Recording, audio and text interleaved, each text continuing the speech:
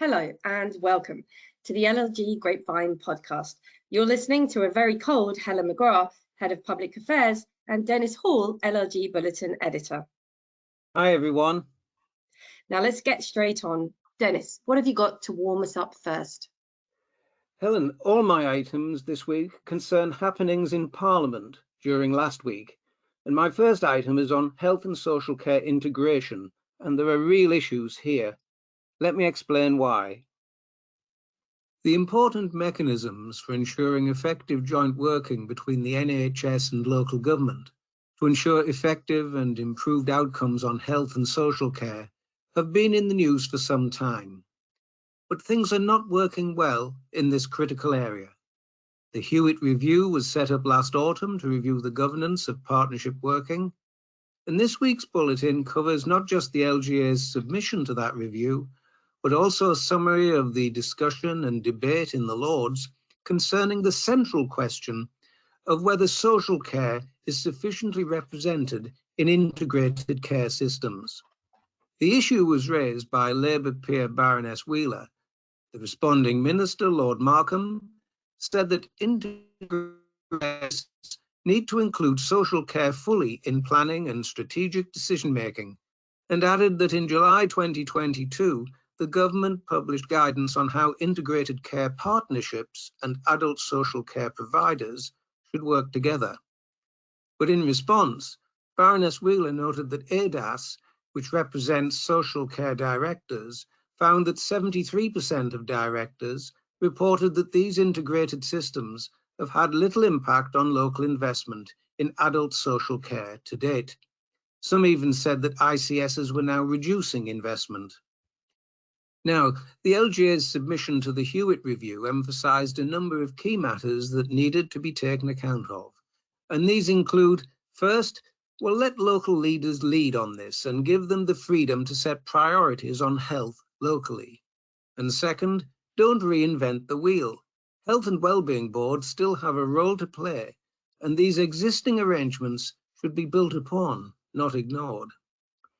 Governance specialists will want to look at the full submission to the Hewitt Committee on this important headline issue. Health and social care is in the news on a daily basis, and the massive problems are there for all to see.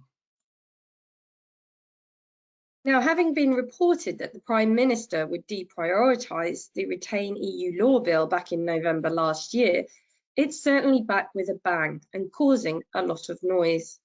Last Wednesday, the Commons' main debate was on the remaining stages of the retained EU law revocation and reform bill. It passed through by 59 votes and is now en route to the House of Lords, despite both Labour and senior Conservative politicians, including David Davis, raising doubts about its passage, not least because it's estimated to affect between 3,800 and 4,000 pieces of statutory legislation, with a deadline of the end of the year for implementation.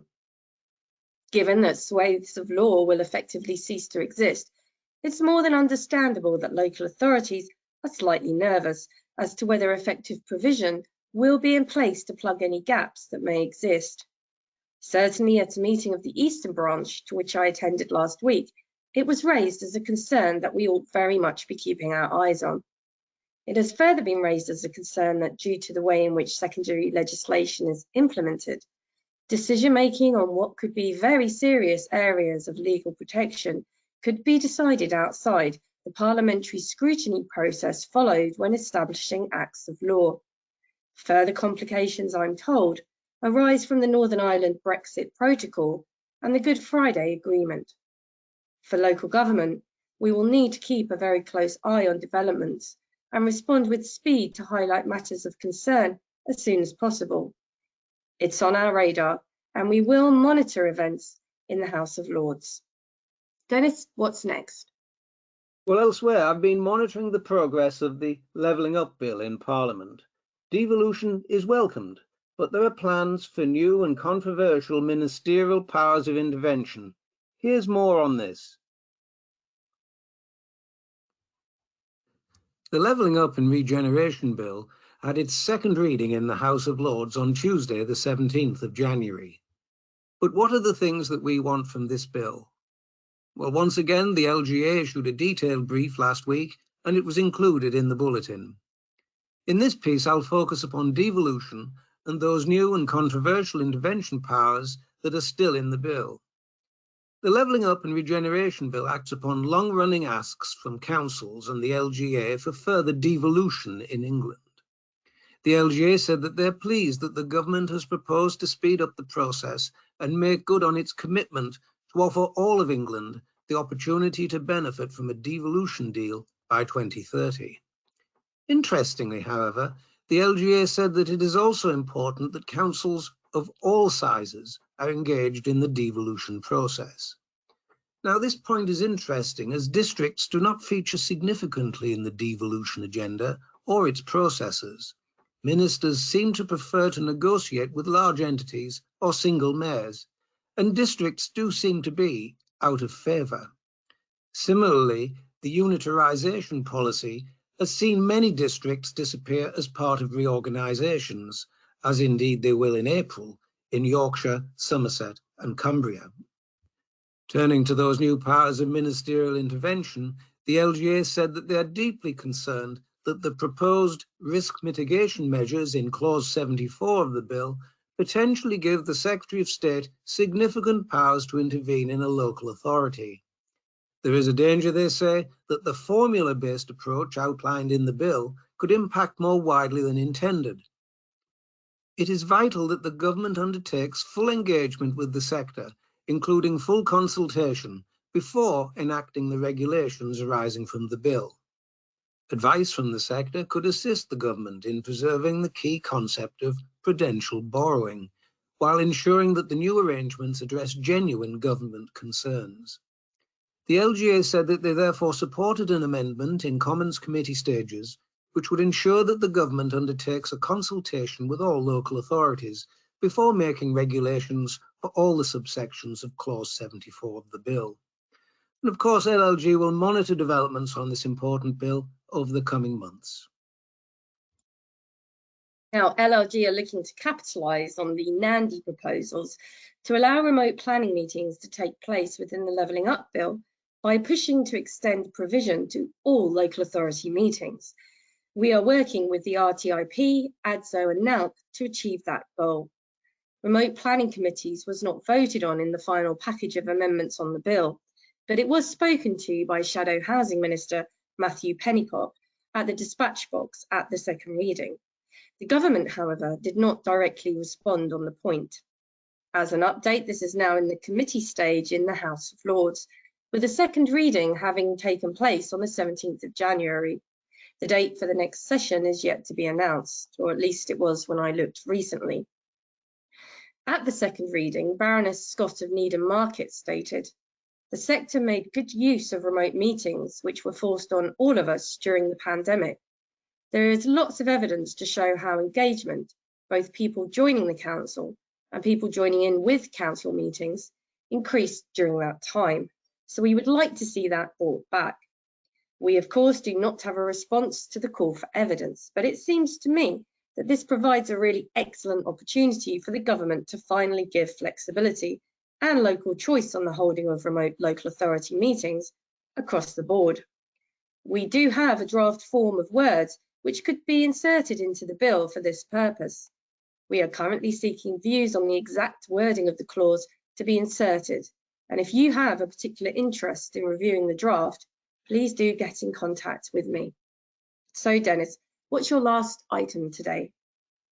Helen, the online safety bill was in the headlines last week. Here's the story.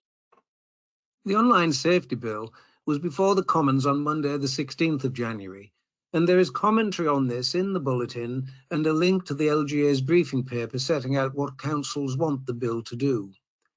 But the headlines, understandably, were dominated by a different aspect altogether. It was reported in the national news that tech executives whose platforms persistently fail to protect children from online harm will face criminal charges after ministers reached a deal with Conservative backbenchers. Rishi Sunak was facing the prospect of defeat in a Commons vote after a rebel amendment to the online safety bill won opposition support. However, supporters have now withdrawn the amendment after the government agreed to change the legislation. Under the proposed changes, senior managers at tech firms will be criminally liable for repeated breaches of their duty of care to children and could face up to 2 years in jail. The government is expected to target bosses who ignore enforcement notices from Ofcom, the communications regulator, in relation to breaches of their child safety duties, which include protecting children from harmful content such as material promoting self-harm and eating disorders. However, it will not criminalise executives who have acted in good faith to comply in a proportionate way with their duties. The protection of children from online harms is undoubtedly, and quite rightly, the overriding aspect of this important bill. But there are worrying trends in our sector that must also be addressed as well. The LGA supports the overall aims of the Online Safety Bill, which makes provisions generally for Ofcom to regulate certain internet services. The regulation proposed in this bill is aimed at ensuring platforms have systems and processes in place to deal with illegal and harmful content and their associated risks. Now, the LGA's report, Debate Not Hate, highlights, however, that councillors too are experiencing increasing levels of online intimidation, abuse and threats, which can prevent elected members from representing the communities they serve and undermine public trust in democratic processes. The LGA councillor census for 2022 found that 7 in 10 councillors reported experiencing abuse and/or intimidation over the last 12 months, the majority of which is carried out online or via social media. The LGA want provisions in the bill to effectively tackle online abuse of councillors of this kind. And again, we will report further on these important aspects over the coming months. Now, with industrial action still dominating headlines and indeed provision within trains, buses, nurses and teachers, amongst others, disrupting day-to-day life, Sharp Pritchard produced an interesting article in the Local Government Lawyer on new anti-strike laws, understanding the rights and duties of employers and employees in industrial action.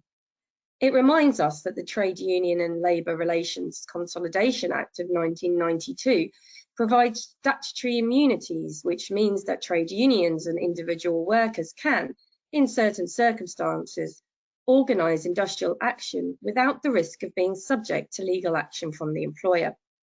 And that, quote, the government has proposed that new laws may be introduced which will introduce minimum service levels for certain public sector services, such as fire, ambulance and rail services.